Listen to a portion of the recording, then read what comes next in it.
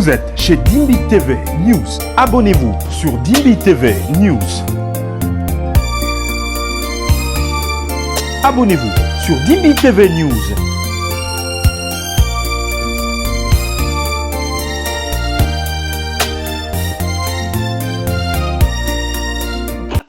Et même celui qui parle, un divorcé,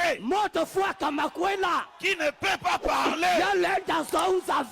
nous ne croyons pas à un pasteur divorcé. Vous voulez que moi aussi je sois divorcé?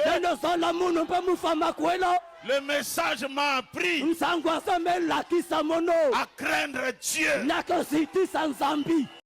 Bonjour chez vous, bienvenue à ma chaîne Dimbi TV News. Si tu es là pour la première fois, abonne-toi pour ne rien manquer de nos prochaines publications. Je suis votre sœur Dimbi Riwika.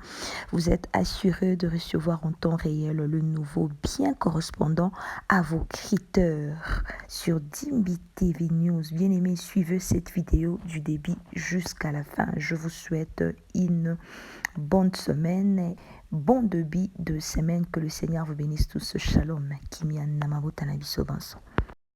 Énormément plaisir. Est-ce que je peux entendre un amen? Vous savez, chaque fois que j'ai une manifestation, le diable a toujours l'habitude de faire sortir quelque chose pour faire plaisir aux pentecôtistes et de montrer comment nous sommes mauvais. Et pendant que j'ai été invité dans des réunions à Kinshasa, je me posais la question, où est-ce que ça allait sortir? Et qui va le faire sortir? Et du coup, on a entendu un chanteur pentecôtiste qui a commencé à nous attaquer sur l'inspiration, en disant que ce que nous avons chanté n'était pas correct. Il est dit, l'inspiration ne peut pas être plus forte que les Écritures. Une confusion totale. Nous ne disons pas que l'inspiration est plus forte que la parole. L'inspiration ne peut pas être contraire à la parole. Ça, c'est compris de tous. Une révélation ne peut pas être contraire à la parole. Peu importe la révélation que tu peux avoir, ça doit cadrer avec la parole. Mais dire que l'inspiration n'est pas plus forte que les Écritures, c'est que tu es dans une confusion totale. Parce que c'est par inspiration qu'ils ont écrit. Avant d'être l'écriture, c'était une inspiration.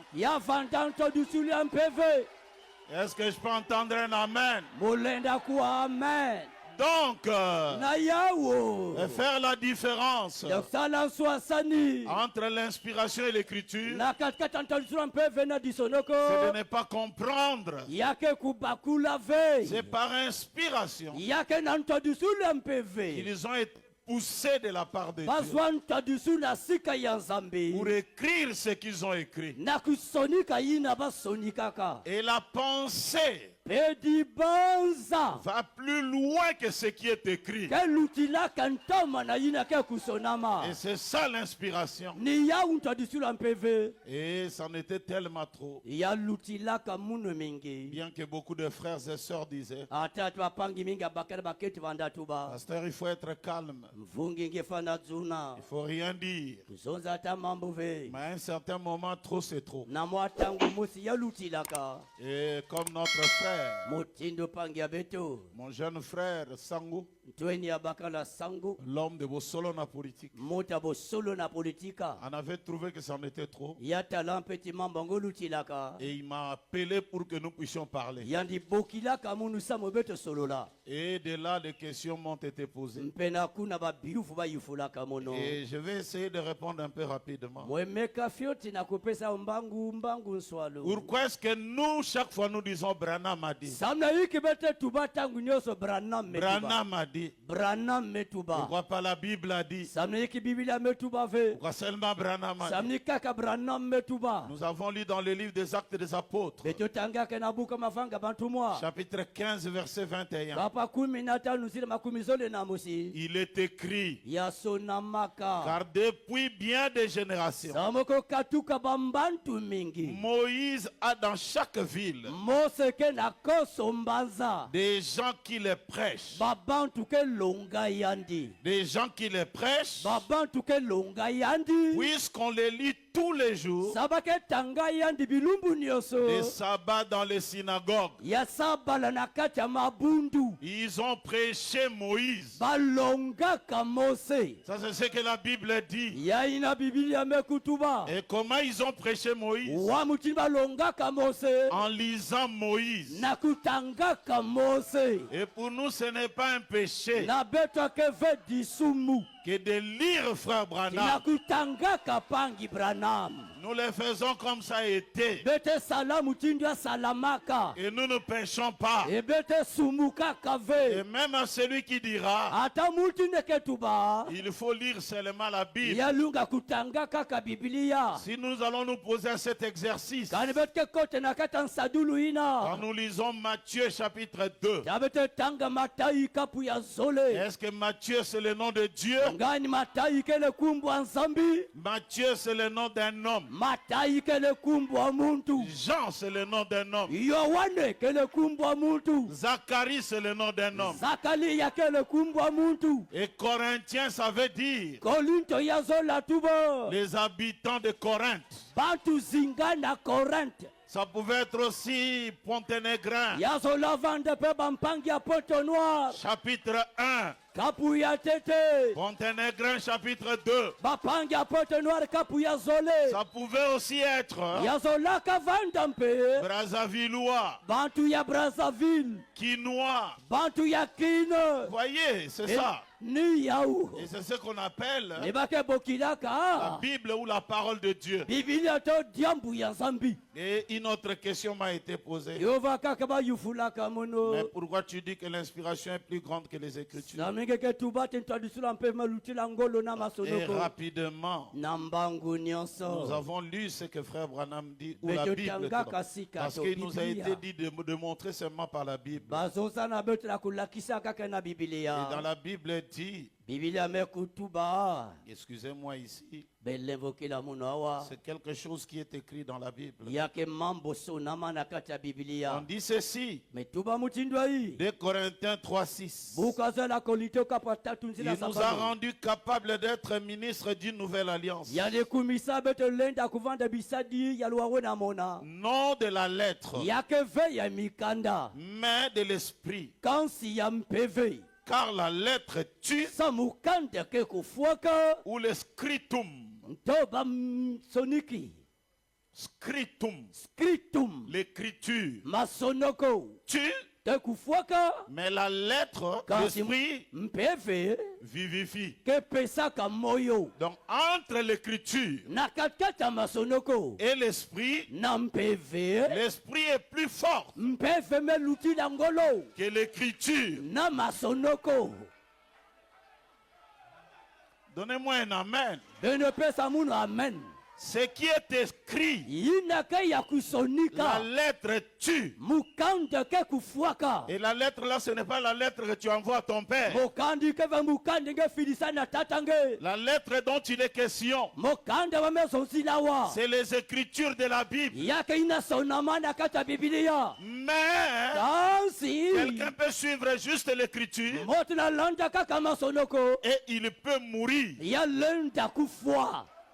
Donnez-moi un amen. C'est comme ça que Paul dit l'esprit vivifie.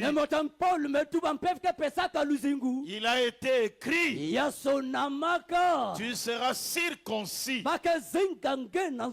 Et la circoncision, c'était enlever le surplus de la chair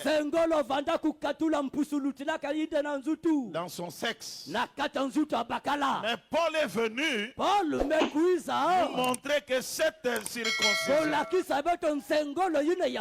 n'est pas seulement celui du sexe,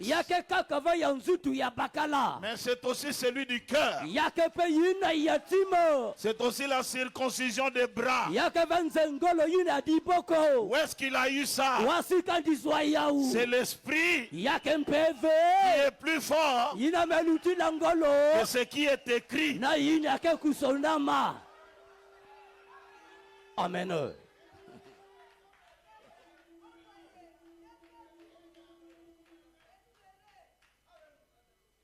Qu'est-ce qui est écrit? Deutéronome 7d. Deutéronome 7b. 7.2, chapitre 7, verset 2. Lorsque l'Éternel ton Dieu te les aura livrés et que tu les auras battus, tu les dévoueras par interdit. Tu ne traiteras point d'alliance avec elles et tu ne leur feras point grâce. Tu ne contracteras point de mariage avec ce peuple. Tu ne donneras point tes filles à leurs filles. Et tu ne prendras point leurs filles pour tes fils. C'est ce que l'Écriture dit. Et c'est ce qui est écrit. Mais dans Nombre 12.1, Marie et Aaron parlèrent contre Moïse au sujet de la femme éthiopienne qu'il avait prise. Car il avait pris une femme éthiopienne. L'Écriture dit, tu ne prendras pas de femme païenne. Mais lui-même il vient. Il prend une païenne. C'est la montrer la vie de Jésus-Christ. Il devait se prendre une païenne. Et qu'est-ce que votre frère a chanté là et qui n'est pas dans la Bible?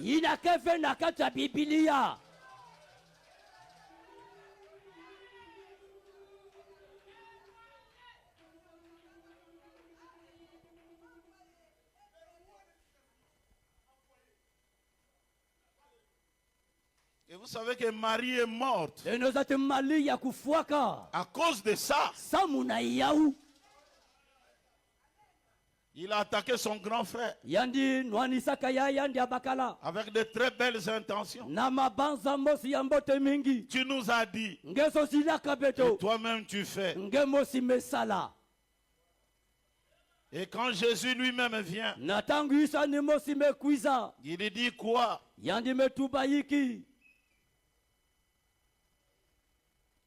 Jean 6.3.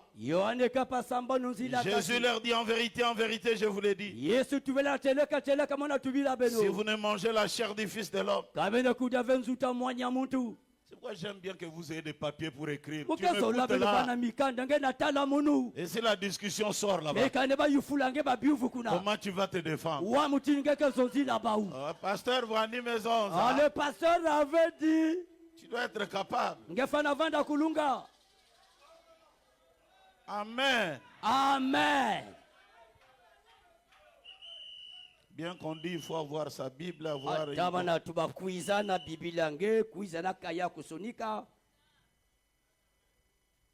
Si vous ne mangez la chair du Fils de l'homme, et si vous ne buvez son sang, vous n'avez point la vie en vous-même. Celui qui mange ma chair et qui boit mon sang a la vie éternelle. Et je le ressusciterai au dernier jour. Car ma chair est vraiment une nourriture et mon sang est vraiment un breuvage. Vous voyez, ça c'est Jésus qui le dit. Il le dit si bien. Et quand il le dit, au verset même 63, 6, 63, il dit, non, on commence même le verset 61. Jésus, sachant lui-même que ses disciples murmuraient à ce sujet, il leur dit, cela vous scandalise-t-il? Et ils savaient très bien que ça devait leur scandaliser. Parce qu'ils ont lu la loi de Moïse qui interdisait à quelqu'un de boire le sang humain et de manger la chair. Et lui, il le flanque comme ça. Il dit, plusieurs de ses disciples se sentent dire cette parole est dure. Qui peut l'écouter? Donc, 6, 60, 61. Jésus, sachant lui-même que ses disciples murmuraient à ce sujet, leur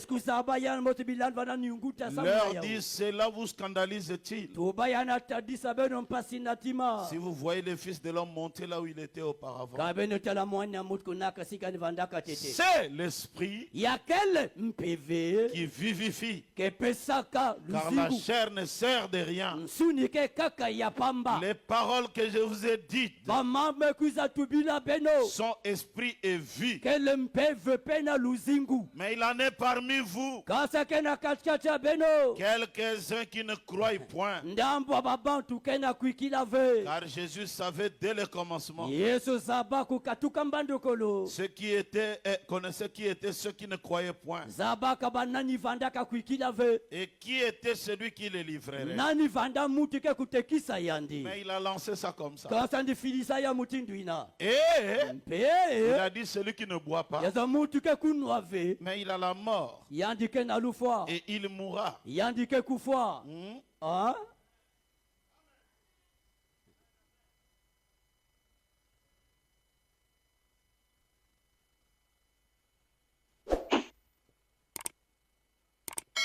Genèse 6, 9, 1. Dieu bénit Noé et ses fils et leur dit, soyez faits comme multipliez, remplissez la terre. Vous serez un sujet de crainte et de foi pour tout animal de la terre,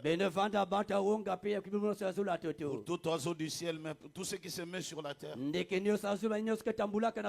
pour tous les poissons de la mer. Ils sont livrés entre vos mains. Tout ce qui se meut et qui a vu vous servira de nourriture. Je vous donne tout cela comme l'herbe verte. Seulement, vous ne mangerez point de chair avec son âme et avec son sang. Et sachez-le aussi, je redemanderai le sang de vos âmes. Je le redemanderai à tout animal. Et je redemanderai l'âme de l'homme à l'homme qui est son frère. Si quelqu'un verse le sang de l'homme, par l'homme son sang sera versé. Car Dieu a fait l'homme à son image. Mais bien qu'il y avait toutes ces lois, Jésus dit, il faut que vous mangiez ma chair et que vous buviez mon sang. C'était juste par inspiration. Quand il a dit ce que je vous dis ici, c'est esprit et vie. Vous voyez? Alors toutes ces choses les autres n'ont pas compris. Et ce qui est vraiment difficile,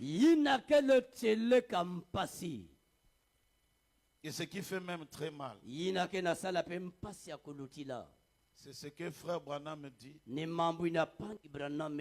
C'est écrit dans le message. Comment puis-je vaincre? C'est encore paragraphe combien?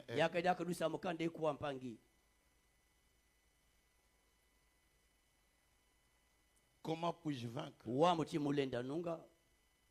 C'est là que frère Branham dit. C'est écrit, hein? Noir sur blanc. Il dit, la pensée va plus loin que l'écriture. C'est ça l'inspiration. Quand la pensée va plus loin que l'écriture, c'est plus forte. Stronger than, plus forte que ce qui est écrit. Et votre frère n'a fait que chanter. Hein? 30 combien? 117. Tu peux chercher ça rapidement. Comment 117 comme ça qu'on puisse lire. Frère, j'ai chanté ça. J'ai vu ça. Et j'ai chanté. Ça veut dire quoi? Normalement, tous ceux qui ont accepté William Branham comme prophète devaient tous parler le même langage. Lisez. Jésus a dit oui, mais il est aussi écrit. Là vous y êtes. Voyez, il savait qui il était. Satan a fait. La pensée va plus loin que ce qui est écrit. Voyez, c'est l'inspiration. Oh, que quelqu'un me donne un amen. Votre frère n'a fait que chanter le message de William Branham. Et c'est étonnant maintenant de voir un frère qui se dit croyant du message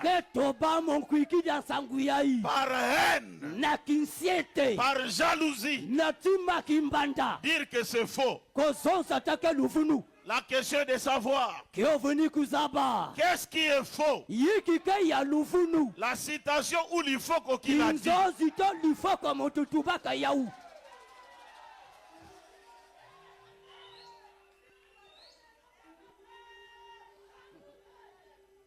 Et vous n'allez pas nous interdire de croire un prophète. Oh, donnez-moi un amen.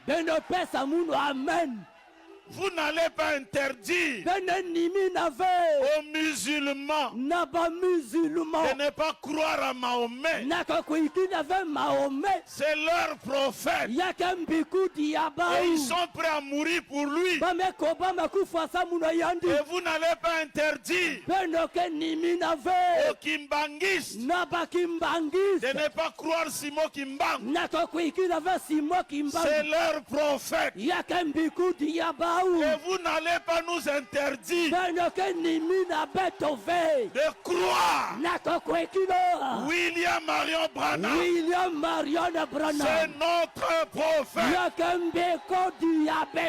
Ne nous interdisez pas. Pourquoi? Amen. Oh là là. Oh là là.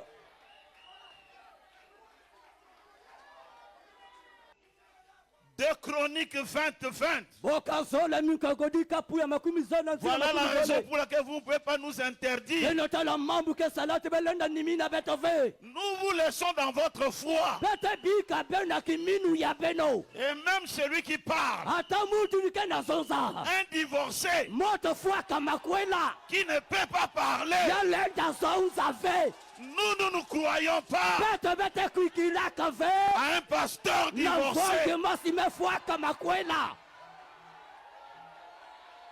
Oh, donnez-moi un amen.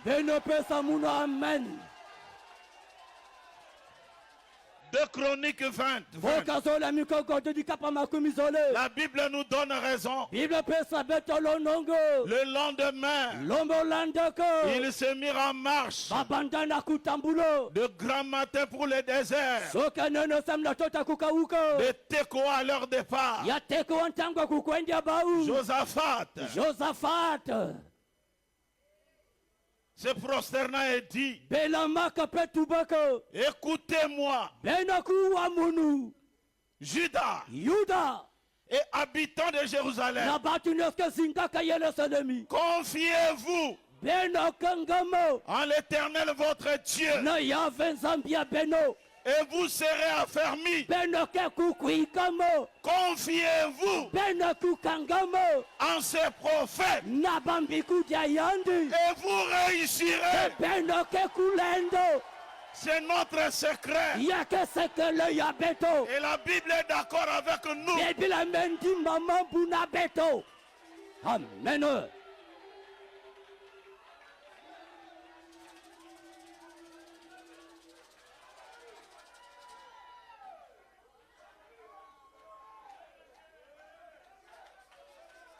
Vous voulez qu'on laisse le message pour devenir quoi?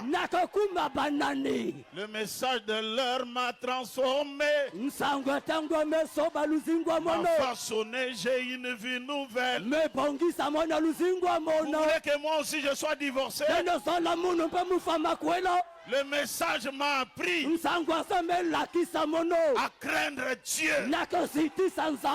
Laissez-nous avec ça.